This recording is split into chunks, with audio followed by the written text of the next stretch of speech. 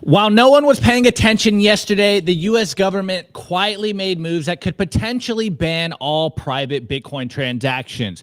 Is this a plan to funnel all Bitcoin users into the ETFs and Bitcoin treasury stocks, where the government can have more of a chokehold over what you do with your money? Considering the timing of all these events this week, it's hard not to be incredibly suspicious of why this is happening right now. So diving into this, of course, I'm here with Sophie. She's with me today. The Rage dropped this article yesterday. There was a FinCEN hearing, and they let some things slip. So I am going to cover part of this article for you guys because this is where it gets kind of interesting. So the headline is U.S. government to bring Patriot Act to digital assets. FinCEN Director reveals that the Treasury is finalizing a ban on privacy tools. Representatives revive special measures to fight Modern Threat Act. Again, I'm not going to read the whole thing. I just highlighted portions of this. So FinCEN Director Andrea Gaki confirmed that the Treasury is working on finalizing the so-called mixer rule, which uses a Patriot Act to prohibit private transactions in cryptocurrency. At the same time, Representative Noon of Iowa let slip that the House appears to continue to work on the special measures to fight Modern Threats Act, a Patriot Act digital asset legislation that's long been thought dead, which would solidify the Treasury's use of Section 311 to prohibit special transactions. So on the surface of this, you may be thinking, how is this going to ban all transactions here? Obviously, from the protocol level, they can't do this, but it does start to get a little interesting. So going further, in July, the White House asked the Treasury to finalize the so-called mixer rule, a Biden-era regulation that would outlaw almost every mechanism for privacy on public blockchains for U.S. Americans.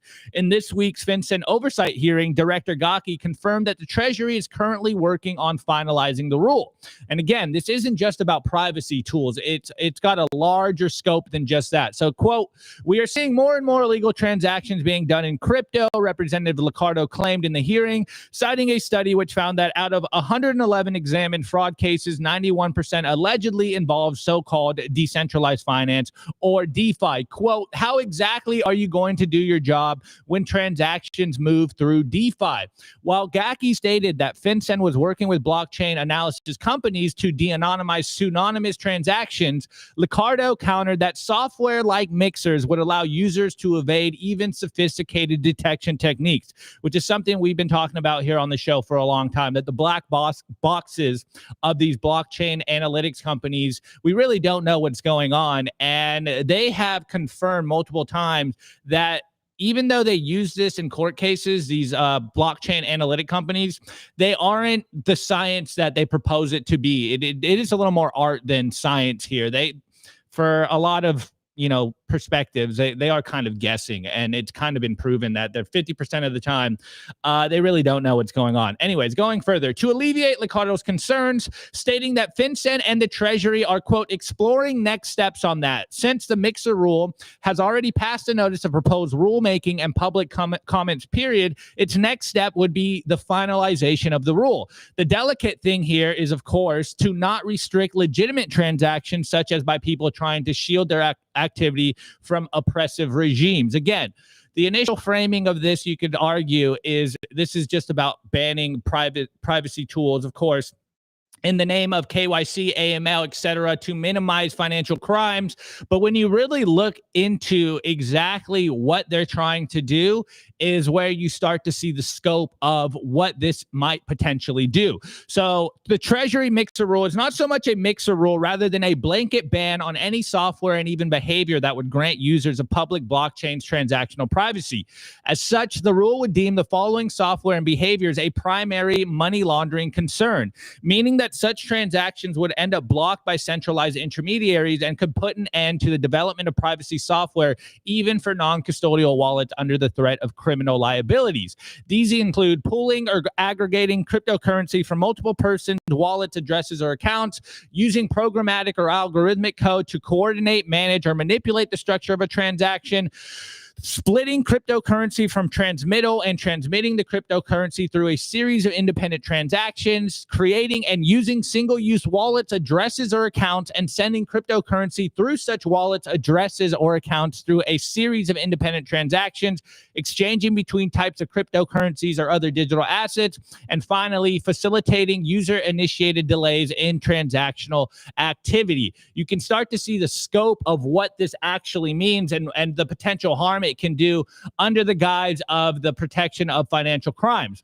Again, while this week's FinCEN oversight hearing was meant to evaluate the efficiency of the agency's actions to fight financial crimes, as we covered earlier this week in regards of loosening the Bank Secrecy Act, many representatives started to pose the questions on the threats of cryptocurrencies, and that's where this got brought up. They basically were like, all right, we got to stop financial crimes. Well, what about these cryptocurrencies? And then this is where this got leaked, and this is where they let it slip that they're still working on this. So Gasky told Kasten that FinCEN has been using authorities under the Patriot Act, Sections 311, to go after specific groups in the digital asset sector. Gasky told the representative that she was very proud of Section 311 and the powerful authority it grants the government. Prohibiting specific transactions would be a way to modernize his authority. Again, the framing is specific transactions. And though you could, be a little lenient in their phrasing, again, the implications of this are a lot larger than specific transactions here. You could argue that this isn't as nefarious as it sounds, but again, even though we are seeing a lot of regulation and a lot of good rhetoric around Bitcoin, some of the stuff that is being proposed could have a much larger impact than just the wording of these rules and legislation. So the special measures to fight modern threat acts would effectively grant the Treasury the power to ban any type of transaction it deems a concern without public notice or input under Patriot Act authority. And this is where it starts to see the scope expand here. They can basically just deem anything a transaction that they don't want to see, and then without notice, it is just done. And a Rage contributor, Nicholas Anthony, wrote, quote, one likely scenario is that the Treasury would use this authority to prohibit U.S. banks from being involved with cryptocurrency transactions validated by miners located outside of the U.S., which now you're starting to see the scope of this, or rather the broad scope of this. Quote, for example, if the Secretary of the Treasury deems that either A, the Netherlands, B, a Dutch crypto exchange, C, all crypto transactions validated by a miner outside of the U.S., or D, all non-custodial wallets are of primary money laundering concern, then she can swiftly make it illegal for any U.S. financial institution, regulated crypto exchange, from maintaining accounts for customers involving those concerns. Coin Center's Jerry Brito and Peter Van Valkenburg wrote, calling it a, quote, dangerously authoritarian approach to solving money laundering concerns. And this is probably the big kahuna at the very end. As Brito and Valkenburg noted, quote, all cryptocurrencies are inherently global in scope, and therefore any cryptocurrency transaction could credibly be related to a foreign jurisdiction. The block that it appears it may be mined anywhere in the world, copies of all the transaction messages are broadcast all over the world, etc. In short, the language facially empowers the Secretary to prohibit any or indeed all cryptocurrency transactions at financial intermediaries. This is where you start to see the scope of this language where, look, they may be doing this under the guise of this being, beneficial to stop financial crimes, but it does sound like, one, they either fully don't know how a blockchain works, the Bitcoin time chain works, or they're using this vague language to effectively, as it says in the end, block all crypto transactions that they don't deem appropriate here under the guise of financial crimes or protection, or, being associated with a foreign country, a foreign entity. And then you can start to see what is going on. This is where it's getting a little scary. This, especially the day that this happened yesterday, very, notorious day in American history. Obviously, when the Patriot Act was the guise to be launched. So the timing is very interesting. Now, I know we've been hearing a lot of very positive pro rhetoric coming out of the Trump administration. But it is interesting because, as you can see from this article and what you can tell, is this is under the purview of the Treasury. Now, we know Scott Bessent has been very pro Bitcoin. He's been very favorable of stable coins. And one of the main things that I was taking away from this is the idea. A lot of us think that, the government is one monolithic block. As we're seeing, it's not the case. There are people under the Treasury that are seemingly using laws and different acts to potentially stop Bitcoin or crypto transactions from happening. Now, of course, from a protocol level, you can't actually block a Bitcoin transaction. This is why I think the big fight right now around NOT and Core is such a big story, is because this is where a lot of people are looking down the pipeline and they're wondering, wow, is this an attack here? Is this them trying to censor certain transactions?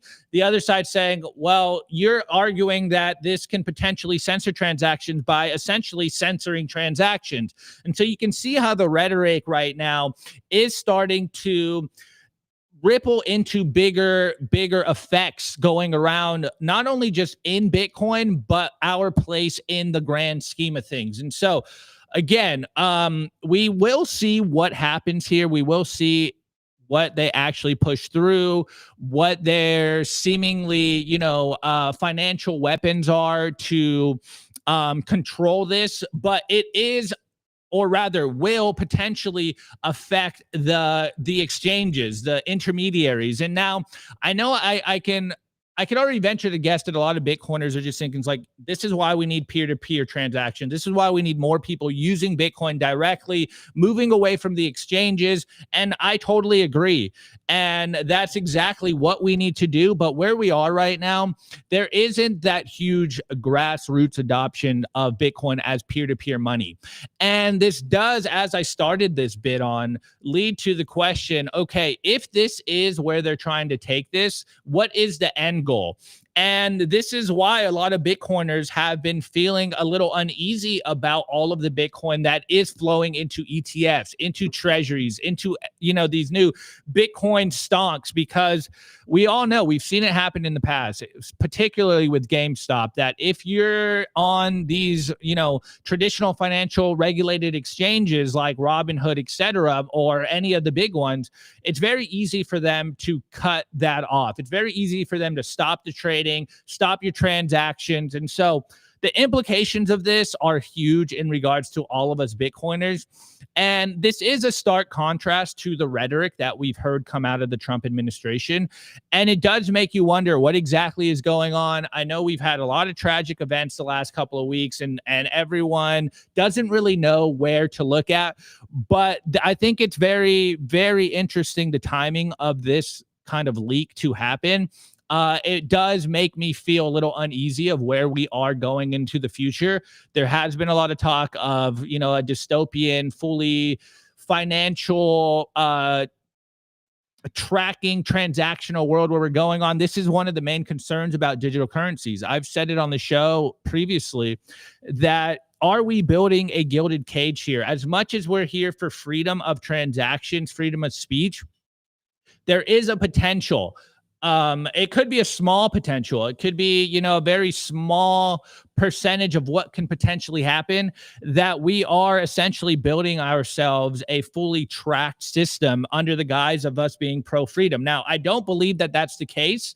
I think the fact that we are very freedom-minded, very adversarial thinking group of people, this is why these tools are being made to basically combat this type of future that is a very dystopian, AI surveillance system. And there is a potential for that to happen. But this is why it's super important to continue to hit on these topics, make people aware of this, so we don't essentially walk into our own cage here. So again, it is a very jarring revelation to see happen, especially considering the last few days and what's going on.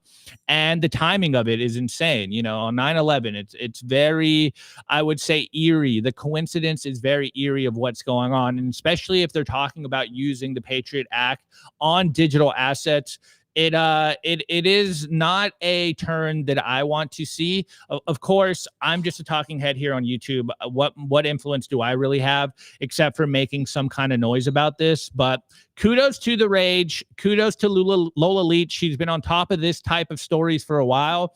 And I'm very glad that she covered this, and it's making some noise on Twitter, because the implications are very unsettling. Sorry. And it does make it seem like there might be some movements to potentially stifle the adoption of Bitcoin on a grassroots level, on a peer-to-peer level. So if this is where they're going, and it is trying to get people to just hold ETFs, these regulated products, we all know where that is going. If there is a centralized control, a centralized bottleneck around Bitcoin, then the adoption of it as freedom money will be hampered. But of course, Bitcoin will route around it. It might just take longer for us to do this. But I think in the face of everything we're seeing, it really just makes me think like we really have to button down and be prepared to fight this long term. Like, the struggle we are in is a long-term generational struggle. And that's been one of the biggest kind of revelations in the last few days for myself. Anyways, I've been ranting for a while. Sophie, what's your thoughts on this? It is a very, I don't know, scary thing to see, to say the least. Well, this is a Biden era administration proposal. And I frankly don't think that the Trump administration is going to allow for something like that to pass. I think that these people are shooting for a Hail Mary, and all of the actions that have been taken so far completely contradict what these people are proposing. And I really don't see uh how this could actually happen. And even if it did, you know, Honey Badger don't care. Nobody's going to stop people from buying Bitcoin, because that is an unstoppable force. They can make it harder by, making it impossible for big exchanges to sell Bitcoin, but you can still buy it peer to peer. You can still buy Bitcoin on those exchanges right now if you really want to take this seriously. So I think that, the Pandora's box of Bitcoin has already been opened. I think these people know it, everybody knows it, and they're just shooting every shot that they can, because they understand that ultimately Bitcoin is the end of their centralized financial control. And what happens when you end their centralized financial control? You end what the Patriot Act ultimately was set out to do, which was to control people and to censor them and surveil them. And once you take that, you take a very, very large power away from the government. And that's what Bitcoin initially was set out to do, was to take power away from these institutions, away from the government, away from the banks, and put it back in the hands of the people. Except that now the banks have even realized that they themselves can profit from Bitcoin, that they can also gain from everything that Bitcoin has to offer. So do you really think that people like Larry Fink are going to allow the government, which by the way, like, don't get it twisted, all of these billionaires, they put in money like crazy to lobby for their interests in Washington, D.C. Do you think that these people are going to allow for something like this to pass and lose money on something that they have been investing in for the last year? I don't think so. So regardless of, what these people are proposing, I really truly believe that it is just, we have to be vigilant. We absolutely have to be vigilant. And shout out to Lola Leeds for covering this, because there has been so much happening in the news right now, and people's emotions are so high that it really takes somebody who is extremely focused to go out and cover this. But at the same time, I really think that, if you think long term and if you see the big picture, this will not come to pass. I think it's going to, get to the hands of the president. It's going to get to the hands of Scott Bassett, and he's going to say, like, absolutely not. With the just because of the fact that it's a Biden era proposal, they're going to shut it down. And people like Elizabeth Warren and other people on the other side of the aisle who are advocating for this, because you know that they're all behind this, yeah, they're just not going to win this one. They're really not. We can hope, right? We can totally hope. Though, like the chat is saying, they're trolling me like Opti. Miami's crushing Opti, guys. It's been a rough week, all right, for everyone. And they're like, he's scared now. And I'm like, look, the implications are very bad. But as our boy V for BTC over from the Bitcoin way, our boy V, he's like, this is not scary for us. This is scary for them. They are scared. They're back into a corner. And that's basically the point I've been making for a long time, is when these institutions are scared and backed into a corner, this is when you see the most vicious attacks. Now, can you say that this is an attack? I don't know. I think it's a Hail Mary. That's why I think kind it's a of, Hail yeah. Mary. They're literally going for the ultimate, like, last resort, and they're looking at, okay, what are all of the things that we've tried in the past to block Bitcoin from happening? Oh, we can say that they use it for, all kinds of things. All kinds of things. We can say that it's used for money laundering. We can say that it's used for this, that, and the third, but they don't realize that banks are the biggest money launderers, culprits of money laundering in the world. They don't realize that cash is the number one thing that bad people use to commit crimes. They don't realize that it's their own system that is funding wars and death and horrible things happening in this life. So how can they honestly look at people and say, oh, well, actually, you can do that with crypto, and so we're going to ban it. They got to ban themselves. They've got to ban themselves before they can actually, seriously say, oh, we're gonna start regulating Bitcoin and cryptocurrency. Like, get out of here. It's so hypocritical, and it's so obvious what they're doing. They're obviously trying to control people through their own system, because they can't fix their own system, because if they did, then they would lose all of this power. And once something new and revolutionary and peaceful like Bitcoin comes into power, it just completely throttles their whole entire narrative. Hold on. 100%. Sophie, it's good to have Sophie next to me sometimes, because me and her are symbiotic at times. We've been struggling this week, just like it's been a week. Yeah, it's been a week. But this is exactly what Sophie said. This is why Bitcoin is so important. This is why we think it is the most important technology going on right now. It is freedom tech. And whether you're a freedom-minded individual like we are, or you just really don't want to get impeded on by the government, or you don't believe in this government overreach, like, we have a tool that we can use. And it's literally taking your wealth, taking your dollars out of the system and saving them in Bitcoin. And this is how we think it is a peaceful revolution to really opt out of the craziness of the world and hold a wealth that can route around all of this stuff. We've seen it route around historically, basically everything they've thrown at us. And they're not finished yet throwing stuff at us. Like, as the meme goes, first they ridicule you, then they ignore you, and then they fight you. Or I think I butchered that. Well, you win. Well, I think at least here on Simply, we have been very hopeful. Well, we've had a lot of wins, right? Yeah, but exactly. That doesn't mean that the fight is over. I mean, I think that the fight has been very mild. I think I said that on another one of our episodes. I was like, wow, I expected us to fight a lot harder, but they just the news has just been so positive. We might have to fight harder. That's the reality, is that we might have to fight harder. It doesn't seem like it right now, because the administration has been so favorable towards Bitcoin and the adoption of Bitcoin, and making the United States the number one mining location on planet Earth. But if we did have to fight, because they will fight harder, Aline is right. She commented that. Then that just means that we fight harder back.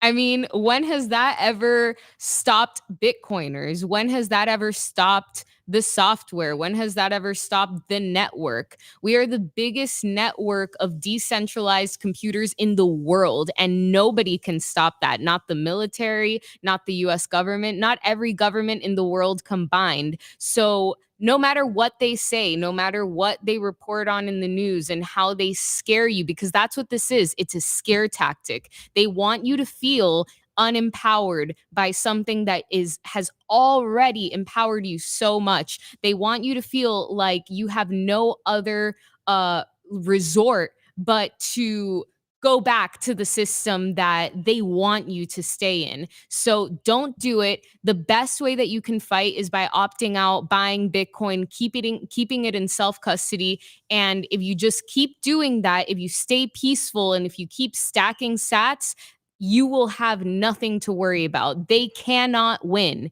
because you have already won the battle by doing those three things. Bars. Absolute bars here. Yes, I think it's very important in times like this to just remember that this isn't over. This isn't completely won yet. We haven't truly won yet until everyone is using Bitcoin. So it is going to be a struggle. As much as they embraced us, or as much as the little embracement we've seen around Bitcoin, like Sophie was saying, like we've been saying, like the chat is saying, there's still a long road ahead and it's not completely over. And this is why we all have to stay as vigilant as possible. Remember what we're here to do. It is freedom money. It is, taking back your power. It is controlling your wealth. Because as we all know here, speech, or rather money is speech. And I have a really good clip for you guys of shout out to the Bitcoin news team. They did a really good edit of Naval. And I'm going to play this right after this because I think it's a perfect way to continue this conversation. So on that note, guys, of course, I want to remind you guys to smash the like button, comment on the show, tell us what you think about the show, and of course, hit the subscriber button. We're dropping the best, we're dropping the most content on YouTube. We really appreciate every single one of you guys that has subscribed, that does watch our shows, all that good stuff. So also, shouts out to our boys over at Bitcoin Well. Go to bitcoinwell.com/simplybtc. Scan the QR code. I think here. Wait, is it here? Yeah, here. Scan the QR code. And when you sign up, you get 3 chances to win 1 million sats in the Bitcoin Wishing Well. When you buy Bitcoin, you get more points. You get more chances to win. When you refer friends to Bitcoin Well, you get more chances to win 1 million sats. And of course, the reason we love them is because they do it the right way. They have never lost Bitcoin. They will never lose Bitcoin because they never hold Bitcoin. Right when your money clears, they send you Bitcoin directly to your cold storage. Again, they never hold the Bitcoin because you hold the Bitcoin. And that's what we love. That's what we're all about, is ensuring and recommending and trying to get more people to hold Bitcoin directly outside of the system, away from these ETFs, these treasury companies, away from leaving them on exchanges. You need to control the Bitcoin. This is how we continue to push this movement forward. So, of course, go to bitcoinwell.com/simplybtc. On that note, I got a really good clip for you guys. And I think it's a very powerful clip considering what is going on right now. So I'm going to jump straight into it.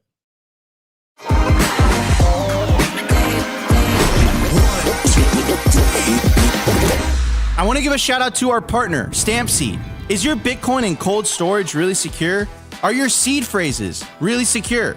StampSeed's do-it-yourself kit has everything you'll need for you to hammer your seed words into commercial-grade titanium plates. Instead of just writing them down on paper, paper is fragile. Titanium plates are strong. Your words are actually stamped into the titanium plate with this hammer and these letter stamping tools. Once the words are in, they aren't going anywhere. No risk of the plate breaking apart and pieces falling everywhere. Titanium stamp seeds will survive nearly triple the heat produced by a house fire. They are also crush-proof, waterproof, non-corrosive, and time-proof. And now you can customize your titanium seed plates. You can upload your design or logo and they will laser engrave it on the back of your seed plate, the opposite side of where the words are. Stamp your seed on StampSeed and use promo code SIMPLY to get 15% off anything on the stampseed.com store.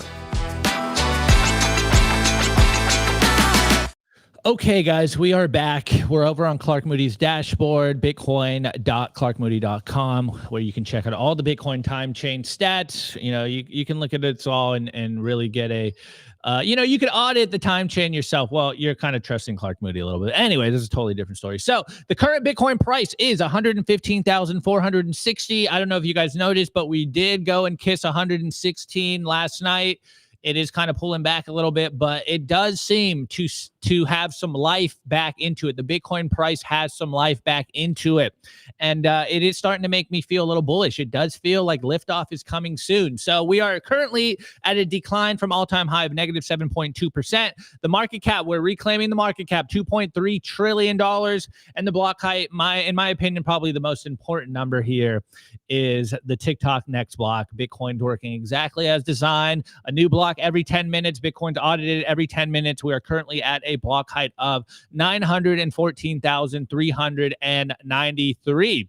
So in the context of what we just talked about in the first part of the show, the context of what's going on around the world, I really enjoyed this clip by Bitcoin News. It's a clip of Naval talking about Bitcoin and relating, of course, Bitcoin and speech, or money and speech. And I'm sure if you are a Bitcoiner, you've heard this message before, but I felt, considering everything going on, it's a very powerful message. There's you know, good editing, good background music, and all that stuff. So I'm going to play the clip because it's definitely a powerful message that I think more people need to hear. So here we go. Bitcoin essentially says that money and speech are the same thing. And let me give you an example. A Swiss bank account, if I know the number and I know the password to that, that is money. That is as good as money, and I can cross borders with it. So they obviously can't stop you from crossing the border with money if you have a bank account somewhere remotely. Think of Bitcoin as a bank account in the cloud, and it's completely decentralized. Not the Swiss government, not the American government. It's all the participants in the network enforce it. And so the ledger, the distributed database, it's called the blockchain, is held in the cloud by all the parties involved.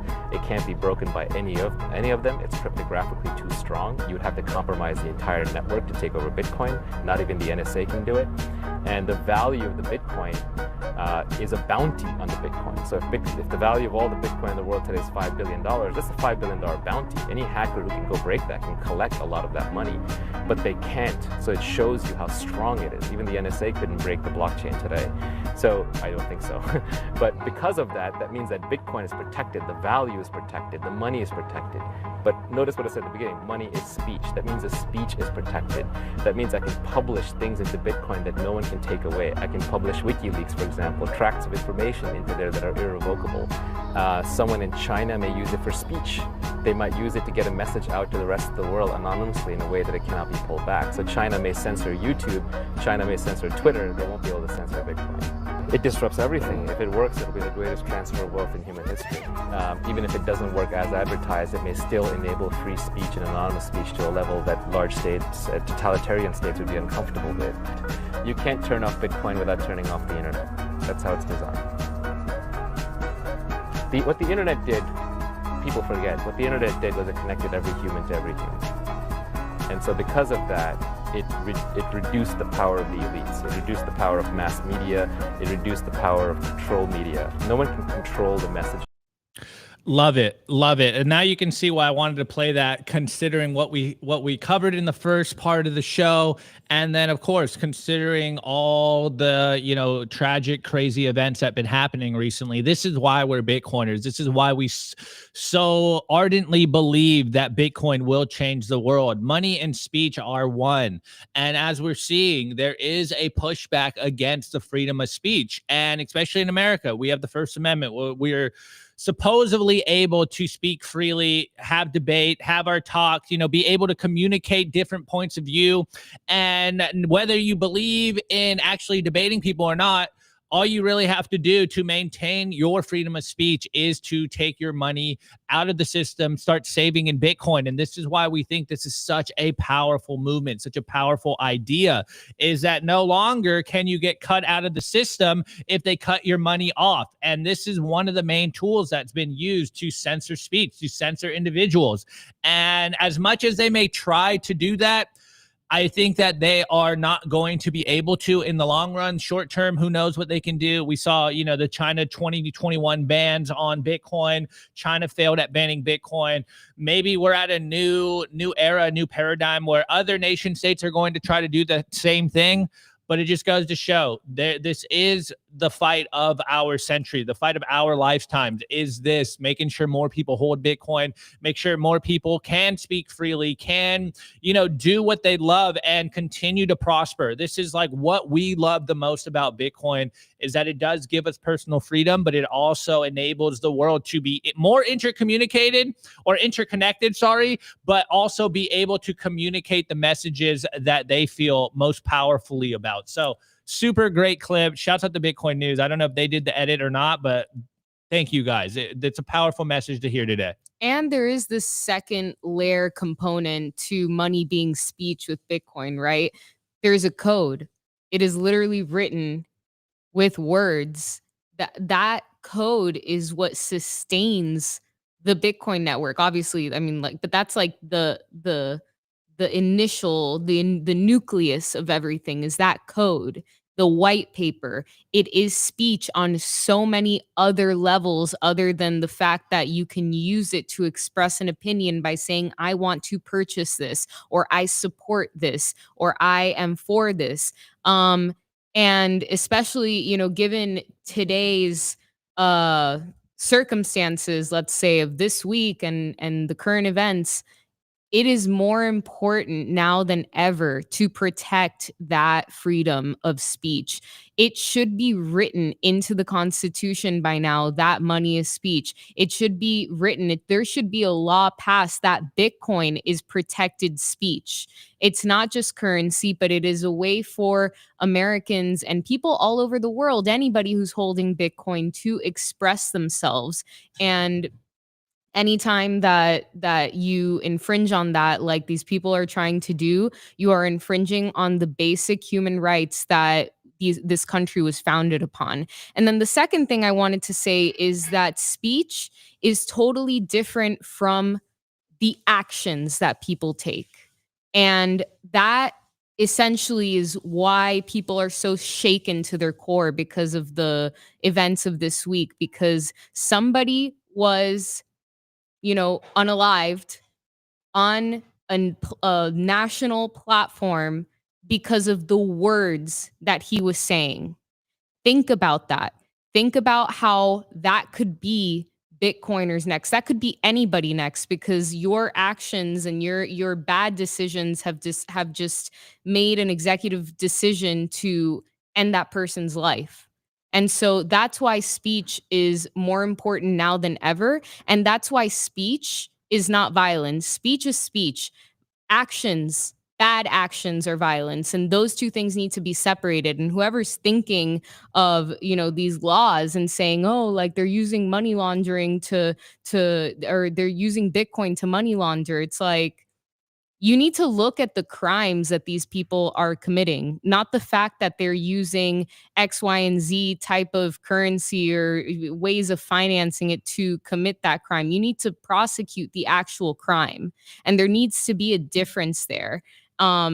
Because that justification, that thinking of like, oh, they're money laundering through crypto, or like that this is like what people exclusively use crypto for. That's like saying, people speak and the only reason people speak is to incite violence. It's absolutely absurd.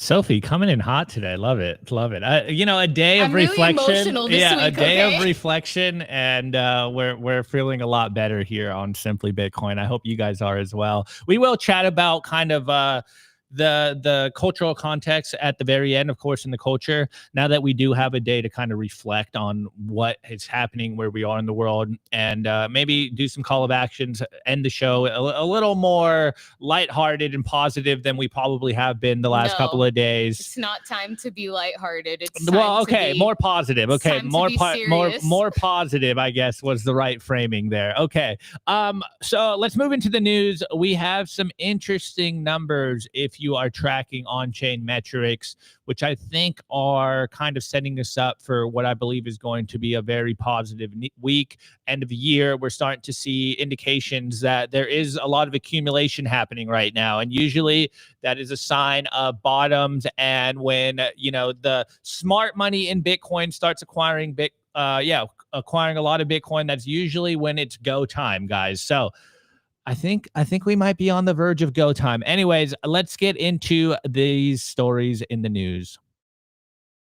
I want to give a shout out to our partner, Ledin, the leader in Bitcoin-backed loans. Unlock the liquidity in your Bitcoin without having to sell your Bitcoin. They've issued $9 billion in loans to over 10,000 customers since 2018. I absolutely love these guys. Not only do I have an account with them, but I also have a loan. And what I love about them is that there are no monthly payments, and you could pay back the loan at any time.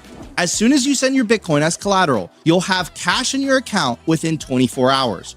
Over 1,000 five-star customer reviews, and they've never lost a single dollar or sat of customer money. Go to learn.ledin.io/simply today, and you'll get 0.25% off your first loan. I want to give a shout out to our partner, sat123.com. Sovereignty isn't just about your money. It's about your communications too. When the grid goes down, most people go dark. Cell towers fail in hurricanes, cyber attacks, and blackouts. But satellite phones, they don't rely on local infrastructure. Iridium has 77 satellites in orbit, giving you a direct line anywhere in the US, even offshore. If you hold your own Bitcoin keys, you should hold your own comms too. Sat123.com also has everything you need to start building your Bitcoin citadel. Starlink, battery backups, Faraday bags to protect your hardware wallets, and much, much more. It's a one-stop shop for anyone serious about resilience and off-grid independence. Stay connected, stay independent, stay sovereign. Go to sat123.com/simply today and use promo code SIMPLY to get 15% off anything on the store.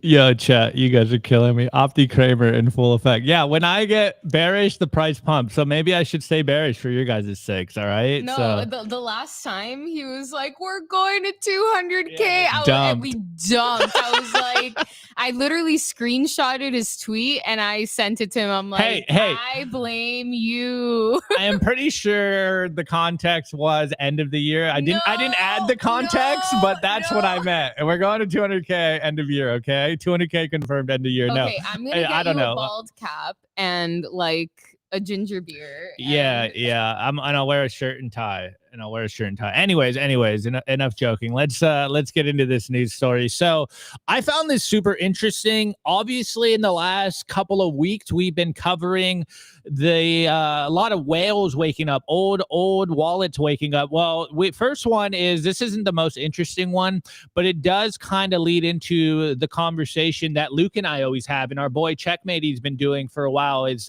this idea that we probably have less lost Bitcoin because we're seeing OG whales, people from 2010, 2011, 2012, 2013 start to wake up. And I know a lot of people are like, that's bearish. They're dumping on us, bro. Well, this is why we've had this great stacking opportunity above 100K. And we saw another one of these scenarios. So a Bitcoin wallet just awoke from 10 years ago. They had a huge holding. So a 2012 wallet that still has hundreds of Bitcoin, but it had a total address of 444 Bitcoin. They woke up, they moved 130 coins to a new wallet, sold 5 on Kraken. But as we've been seeing the last couple of weeks, there has been a lot of these OG wallets from 2010 and, that early era holding tens of thousands, hundreds of thousands of coins essentially hit the exchange. And this is why I think we've been seeing the price be a little stagnant. I know there's been this conversation around paper Bitcoin summer. Are the BlackRocks of the world, Is there a big exchange out there that is rehypothecating Bitcoin? And when you look at the numbers, it really is just, there's been a lot of old coins that are moving to the exchange. I think the number now is somewhere around like 150, 160,000 coins in the last couple of weeks has hit the exchange. And the more bullish part about that story, obviously most people take it from, oh, they're selling coins, they're dumping on us, bro. And you're like, yeah, obviously, but with every seller, there's a buyer. And the fact that we are holding above 100K, I think is kind of the unspoken bullish scenario going on right now. If this much coin is being dropped on the exchanges and the price isn't as volatile as it used to be, it just shows there is this unlimited bid to Bitcoin. There is this appetite for buying Bitcoin right now. And part of that, as we're seeing yesterday, or it came up yesterday, but it's on Cointelegraph this morning, the quote, Bitcoin sharks, or, if you look at the holders of Bitcoin, they like to use different names. Of course, the OG whales are holding, I forget what the metrics are, but like from 1,000 to 10,000 plus coins. And then the next kind of hierarchy number down there is the sharks, and they hold around 100 to 1,000 coins.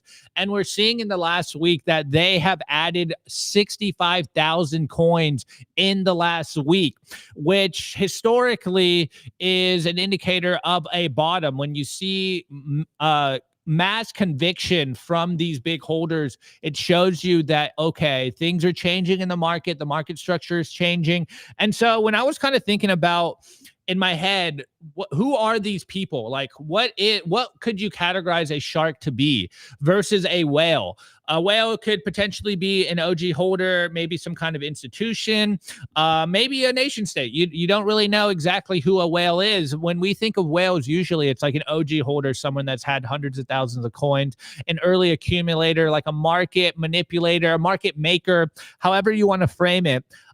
When I thought about this morning, what a shark could be, I was thinking of it more like individuals out there, very wealthy individuals, obviously, to be able to buy 100 or 1,000 Bitcoin.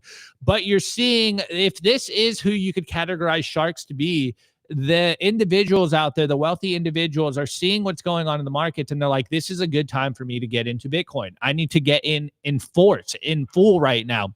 So breaking this down, Bitcoin sharks add 65,000 Bitcoin in a week in key demand rebound. Bitcoin is a, quote, buy again for some investor cohorts, with sharks standing out after a week-long BTC buying spree. So the Bitcoin shark wallets, of course, added 65,000 coins. Short-term holders also crossed a milestone with the profit ratio of coins moving on-chain flipping positive.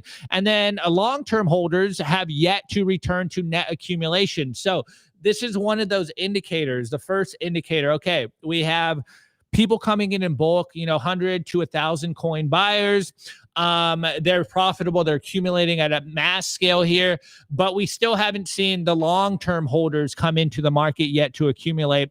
And when that happens, then, as you guys know, it's go time here. So the conviction driving holders have bought 65,000 Bitcoin in just 7 days. New research from on-chain analytics per platform CryptoQuaint.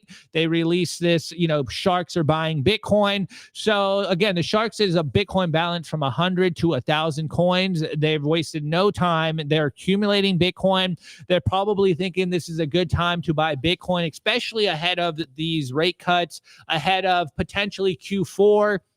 Everyone's trying to position themselves. And if you're a Bitcoiner, you're probably not really waiting on the rate cuts to make your moves. But if you're seeing the opportunity right now, you're seeing gold rip, you probably understand Bitcoin will rip after gold. And you're like, this is a good time to get in. So Bitcoin's recent market action highlights a sharp divide between short-term traders and larger conviction-driven buyers. Addresses holding 100 to 1,000 Bitcoin, known as sharks, have added 65,000 in 7 days, lifting their total to a record 3.65 million Bitcoin. Dude, just love to see it. Love to see it. So this buying has emerged even as spot prices hovered near 112K, suggesting a growing disconnect between retail-driven volatility and deeper structural demand. And you can see the chart here, Bitcoin UTXO value band, it's starting to go up. So it looks like accumulation on-chain metrics showing us accumulation is driving up, which is probably why the Bitcoin price is rebounding as it was. And when you look at the Bitcoin price volatility from a Bitcoin Bitcoin speculative trader base or short-term holders, wallets holding for 6 months or less, they have a knee-jerk reaction. And of course, I love to see accumulation here because it just shows that, okay, people are coming back into the market. Yes, the volume here, or maybe just the average retail investor isn't back into the market, but people that have high conviction are buying in bulk. And I think this is just showing us that, okay, the next leg up is probably around the corner, guys. I know it's been a rough, 9 months here, but this is usually a sign of a run is going to happen. So net outflows or Bitcoin withdrawn from exchanges have dominated recently, as we've been covering, signaling. And then this is where it kind of shifts, signaling that investors are moving coins into cold storage rather than keeping them liquid to trade. And so if people are taking the Bitcoin off the exchange, then of course there's less Bitcoin on the exchange to buy, which means as more people come in to buy that Bitcoin, the price has to go up for them to basically be incentivized to sell that Bitcoin. So it is interesting to see what's going on here. We really obviously only can guess and speculate of what is happening and what will happen around the corner. But I think seeing accumulation starting to build up again, I think is a bullish sign of where we are right now and what's going to happen in the next couple of months. We've been saying for a while, I've been saying for a while, I think Q4 is going to be very bullish for Bitcoin. And now that we're seeing the accumulation come back in, I think we're starting to see the signs of the tide changing. And once we see, the whales and long-term holders come back in full size, instead of moving coins to the exchanges to sell, we start to see buyers in bulk at 100K plus. I think it's setting up a great Q4. So I like to see signs like this. Accumulation is back on the table, guys, back on the menu. Yes, it's not from the 10,000 plus range, but from the 100 to 1,000 range, which is what? I think 11 coins is $1 million. So, the 8-figure range, love to see it. I think that if we're seeing this kind of accumulation, the next big thing means that maybe exchanges are going to be buying in bulk. Like, we might not see it from individuals, but we're definitely going to see it from exchanges, hedge funds, and institutions. Yeah, yeah. I mean, as we've been seeing, they have been slow. Bless you. Thank you. They have been slow to come into the market in bulk. And it really does bring up the speculations that maybe, I think you said it yesterday, maybe from an institution level, they haven't really, gone all in. But if we can kind of categorize and speculate who these sharks are, high net worth individuals maybe behind these institutions are acquiring now. Just a speculation. I think the institutions are waiting for the dip, later, maybe around this month. I still think there might be a dip, to be honest. I psyoped you. No, I think there's going to be a dip. I think what you were talking about yesterday was spot on. There might be a dip right when, they announce the rate cuts, but October, that's usually what has happened in the past. Historically, September hasn't been the best month for anyone, not just Bitcoin. So maybe people are, selling a little bit right now. It did pump a little bit and they're waiting for the dip, and maybe we should be doing the same. No, don't wait for the dip. Just buy Bitcoin. Just keep buying. Just keep buying. All right. Well, look, so if you reminded me of something, and I'm gonna keep myself honest here. September is in effect still. So we're not, actually halfway through September, but as of now, September is green. Oh, wow. So, a little 6% gains on the month, we'll take that. And again, historically, October, November are super bullish here, outsizing all of the negative returns in a couple of years, like bear market years specifically. Wow, how is 2019 worse than 2020?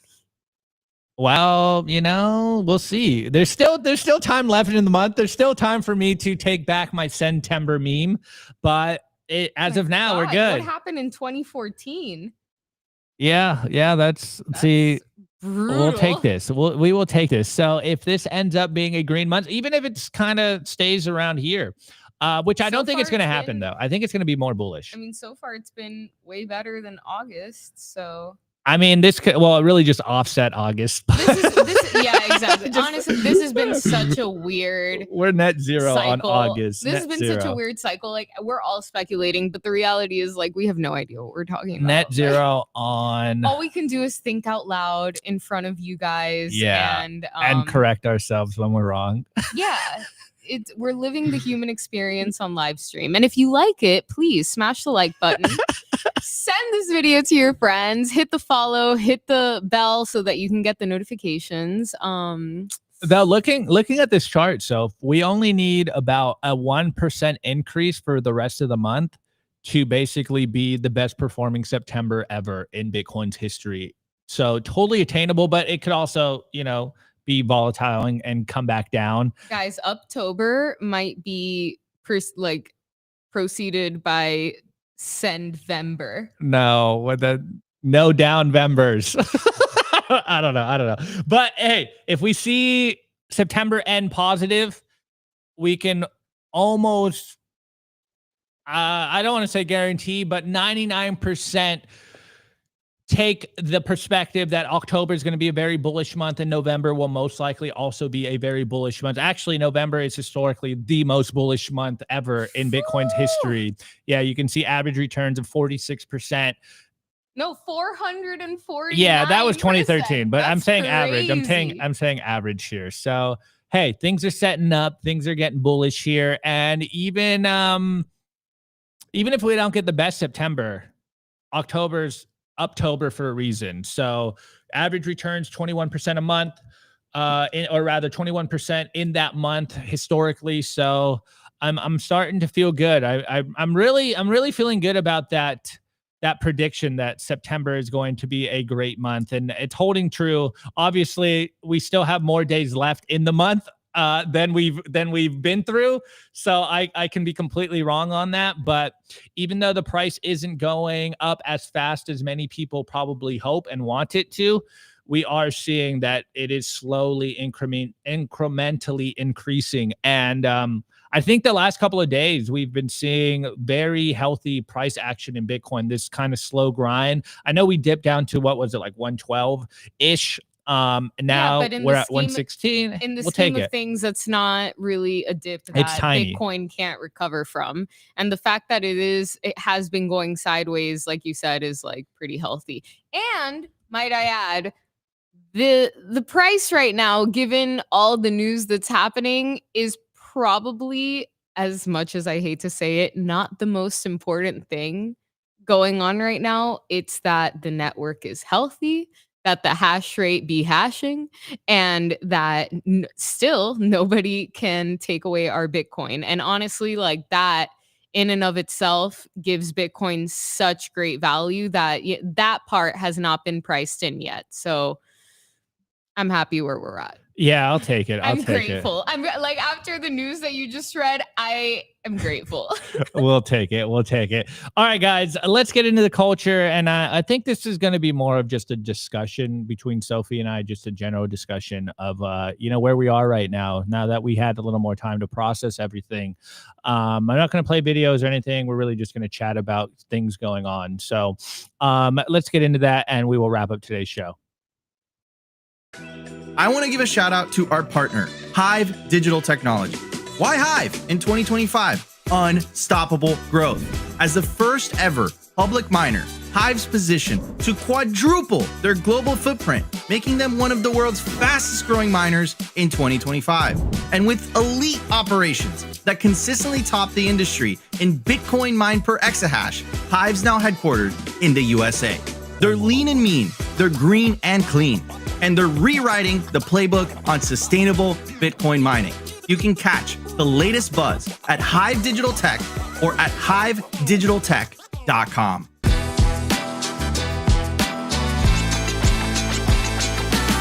I want to give a shout out to our partner, bitcoinben.io.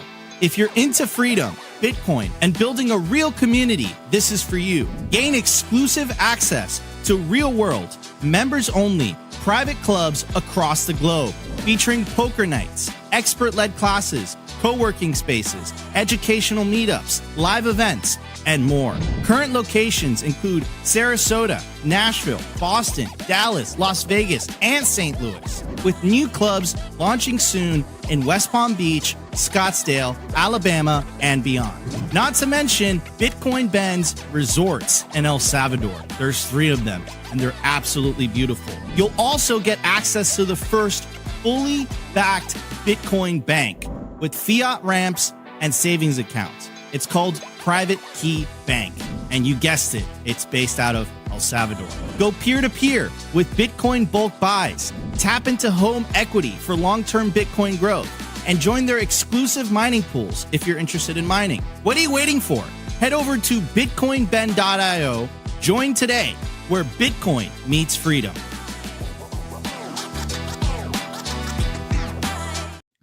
Alrighty then, guys. Obviously, it's been a crazy week, not just for us here at Simply Bitcoin, but around the world. And yesterday, I think both of us. So if we were really at a loss of words, and we're very shocked about everything going on, and it was really hard to do a show. And I really didn't know what to say. And now that I had a little more time to process it, things are coming into more clarity. I am actually kind of happy about what we said yesterday at the end of the show, of like being cool, calm, collected, keep your head on straight, not trying to get caught up in the emotional fervor that we're seeing right now. And I thought, I may not be the guy to talk about being mature here. As you guys know, I'm the jester, but I think that was very mature of us, Sophie. And yesterday, I just want to talk a little story. So Rustin sent me this video of Pat McAfee, the sports guy. I don't watch his show. I'm not much of a sports baller anymore, but I did watch the beginning of his episode yesterday, and he said something that really struck me. And I was at the time hoping that he was right. But then the kind of the messaging that I saw on Twitter yesterday almost made me feel like he was right. And so Pat McAfee, he on his show yesterday, of course, it was 9/11, another, crazy day in the history of Americans. He was recollecting the day after 9/11 when it happened, 24 years ago. And he was basically saying, he's like, I remember 9/12 as being probably the most unifying moment that he's ever lived in his life, his 38 years of life in America, where everyone kind of came together and were like, okay, guys, let's unite here. Let's be a lot more hopeful. All the skirmishes and all our infighting now, like, it really doesn't mean anything. We're all Americans here. And he said this yesterday, and I think it was in the morning. I forget when they go live. It's like 10 a.m. or something like that. And then just kind of being on Twitter later in the day, I started to get that sense as well that, yes, there are some people that were, celebrating this horrific event.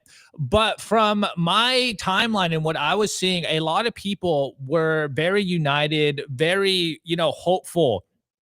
They were recollecting about themselves and realizing, okay, there is societal problems right now, and continuing to double down on that and continuing to kind of poke the bear isn't really helping anyone right now. And, trying not necessarily to say like we all got to be kumbaya here, but the fact that I did see so many people start to vocalize like, okay, let's unite here. Let's, put aside a lot of our differences here. What is our goals here? Not just in America, but around the world. Like, what do we really want in the world? What are we really trying to do?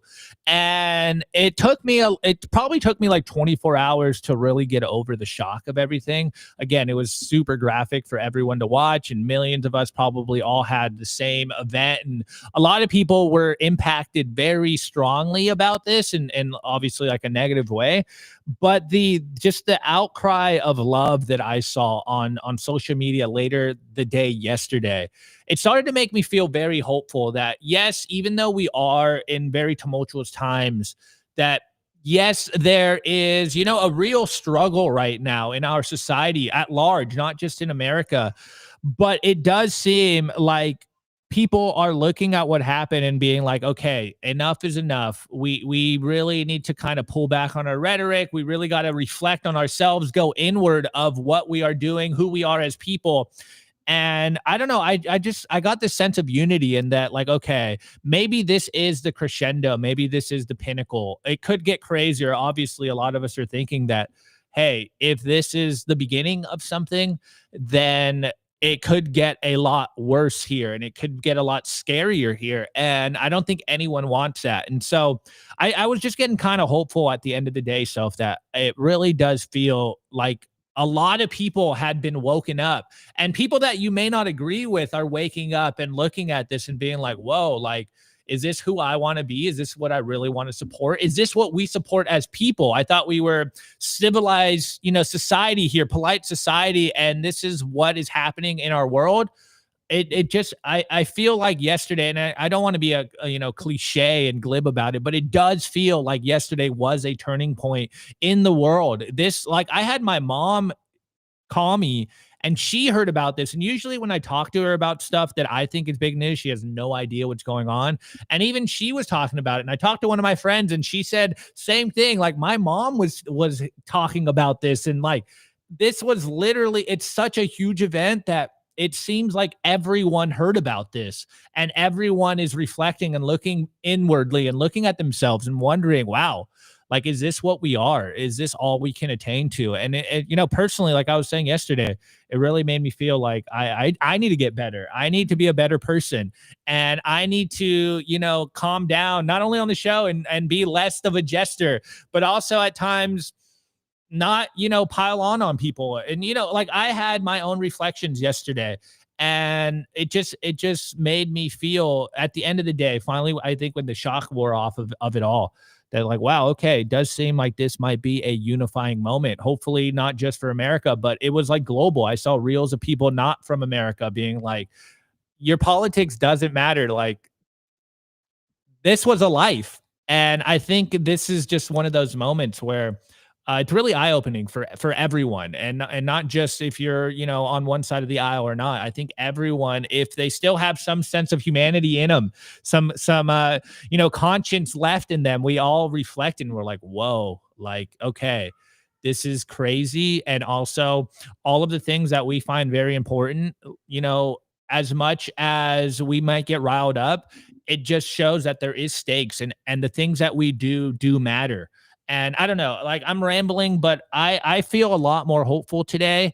Obviously, we don't know what's going to happen. I'm praying to God that nothing bad happens. I'm praying for all of your guys' safety, for our personal safeties as well. And it just, I don't know, I felt hopeful by the end of the day yesterday. Today, it's still strange times. But yeah, I felt pretty hopeful. So what's your take on it now that we have a day to reflect? I am comforted by the fact that everybody I've spoken to in real life about this tragedy has seen it as a tragedy. Whether they are friends on the left or on the right, everybody can kind of agree on the fact that a human life was taken for something that we're all in court encouraged to do, which is to speak our mind. That is a right that we have been given just by virtue of being privileged enough of living in this country. And so that part does give me a lot of comfort. It does give me comfort even to see some people on the other side of the aisle online, offering their condolences and their sympathies, and coming together and uniting on the fact that this should not be happening in the United States of America.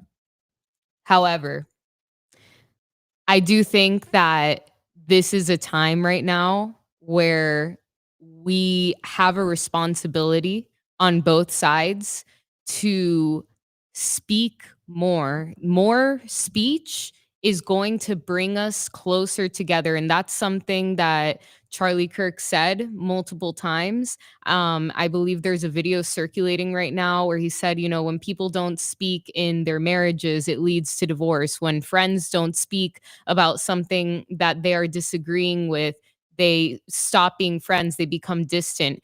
And I think that the way that we have, as a people, been forcefully separated by ideologies in this country, by legacy media. It is all on purpose so that we stop talking to each other and we resort to violence. And that is never the answer. Right now, we have a responsibility to speak more.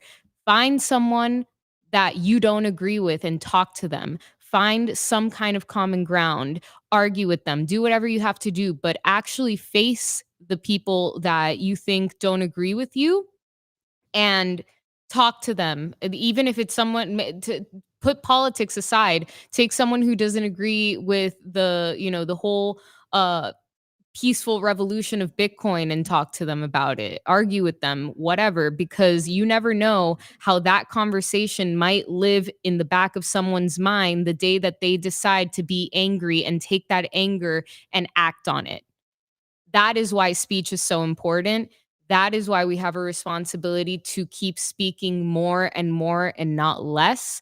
And I think that while we see a lot of people, yes, uniting, I have seen a lot of people, taking this as an opportunity to celebrate, and it's absolutely disgusting. But rather than feeling the anger that I, as a human being, want to feel, I think that what Charlie would have wanted is for everybody to do the Christian thing and forgive and actually talk to these people. I think, Jesus, when he was on the cross, I'm a Catholic, he said, "Forgive them, Father, they know not what they do." And I think a lot of people don't know what they're doing when they say these evil things. And the only way to combat that is with good speech. Good speech always beats bad speech. But that's why speech needs to be free, because you can't decide that. No individual can decide that. Only the truth dictates that. And that's what we as human beings should be striving every single day to go after, is the truth. And there is only one. So you have to try as human beings to kind of put aside the emotions and the anger and the hurt that we're feeling, and use that for something good, and use that as Charlie honestly did his entire life, by talking to people who you might not agree with. You really need to think about how you can do that, how you can be a better person, how you can find the truth and expose that so that everybody else can know that too. Love it, Sophie. Love it. Motherly wisdom. Love it. Love it. The last thing I kind of want to say is echoing, of course, what Sophie just said. I think at this moment, one of the most important things that we can do is, of course, channeling all of this energy towards something very positive, something that will continue to change the world. And I think the last message that I wanted to kind of add for today, and I'll give Sophie the floor one more time as well, is just, I want everyone out there to lock in for the long run here, guys. Like, again, play it smart, cool, calm, and collected, sorry. And of course, like, let's channel our energy for the long run. Like, we got to prepare and buckle down for a long, peaceful fight here. Like, we are going to be doing this. I've been saying it on the show. Like, initially you're like, oh, Bitcoin's going to win in like 5-10 years. And then the more we kind of move along in the fourth turning and the crazier everything gets, the more I've been thinking it's like, okay, I got to lock in to do this for basically the rest of my life. And so this is a marathon. It's not a sprint. And so I just want to continue to kind of inspire you guys and even hold me accountable to it, that channeling this energy for the long run and showing up day to day and doing what we do every single day with as much excellence as we can, so that we can usher in the world that we believe, 10, 20, 30 years from now. Like, this isn't going to be over in 5-10 years, guys. It's probably going to get crazier in the next 5 to 10 years. And so we got to really remind ourselves of what Sophie was saying, be collective. like collected in your thoughts. Like, be cool. Think about things before you go out and do something crazy. Now is not the time to be doing that. Now is the time to really lock in, buckle into, or buckle up in what you think is the correct way to act here. Of course, like, think about what our actions are doing. Think about how our actions ripple around to everyone that we meet. And it just made me think, like, okay, we're locking in for the long run here, guys. Like, we got to make sure that we can survive and we can outlast all of this craziness and usher in the peaceful world that we really do believe is coming. It's not going to be easy. It's going to take a long work, but this is why we love Bitcoin. This is why I say proof of work is a lifestyle. We have to put in the work, guys. So some of that is inwardly. Some of that is, in your day-to-day life. Some of it is actual physical labor that you have to do. So that'd be my final message, guys. Of course, this is a long-term movement here, and we got to be prepared for the long run. Of course, continue to stack Bitcoin, continue to work, continue to be productive, all those good things. And this is why it is Opti, Optimus Fields. It's something to live up to, of being optimistic and seeing the good things in life and the positives in life. And it's something that I try to live up to. This is why I love the name. This is why I love the pseudonym, is because, I was joking with Sophie. I've been complaining in the morning because maybe I don't have enough caffeine or whatever, or just the news cycle. And I'm like, it's not easy being optimistic every single day, but it's a way of life. And I think it's more important than ever right now to be optimistic and positive about where we're going. So lock in for the long run, guys. Of course, continue to stack sats, call your loved ones, all that good things, touch grass, get exercise, everything I say constantly. I think it's more important than ever to continue to, double down on that message. So Soph, I'll give you the final floor, and then we will roll it out for this week. Yeah, remember that the same people who want to see you divided and who want to see you fighting with one another are those who have the ability to print money for free that you have to work for. Remember that. Remember that they are the same people who want to keep you divided. So the best thing that you can do, again, as I said at the beginning of the show, is opt out of that system and stop fighting with each other. Keep the peace. We are all humans on this earth. We are all, we are all in this together, and we have to find some way of coexisting and leaving each other alone without violence and without hatred or prejudice, because that is what we were put on this earth for. We were put on this earth to love one another. And we really got to stop with the violence. We have to stop with the division. And as difficult as this week was for, I think, all of us in this country, we have a responsibility to fix it by getting along with each other. And as hard as that might seem right now, there's and putting in the work and getting involved. Yes. I think is also very important. Yes, combat violence and bad actions with good actions. Do something kind for your neighbor this week. Do something nice for your family. That's really the best thing that you can do in times like these. So with that said, thank you guys so much for watching. If you like the show, if you like what we do, please smash the like button, hit the subscribe, and share this video with your friends. It helps us a lot with the algorithms. And if you love what we do, just continue to support us. We're really grateful for all of you in watching every single day. So this is Friday. It's Sophie and Opti, and we are out. See you guys. We'll see you on Monday. We'll be back. Have a good weekend, man. Today's episode was brought to you by BitcoinWell.com, a Bitcoin-only platform on a mission to enable financial independence.